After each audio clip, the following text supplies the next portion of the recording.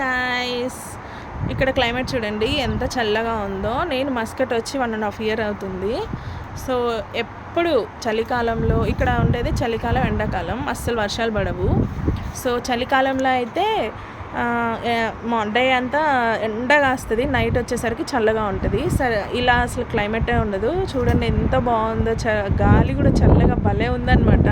అంటే మనకి వర్షం పడే ముందు ఎలా ఉంటుందో అలా ఉంది సేమ్. ఇది ఫస్ట్ టైం నేను వచ్చిన తర్వాత చూడడము. అసలుకి ఈ క్లైమేట్ని ఎంత మంచిగా ఎంజాయ్ చేస్తున్నానో నేను. మనకి వర్షం పడే ముందు ఉంటుంది చూడండి, సేమ్ అలాగే ఉందన్నమాట క్లైమేట్. చాలా బాగుంది. వర్షం అని చెప్తున్నారు.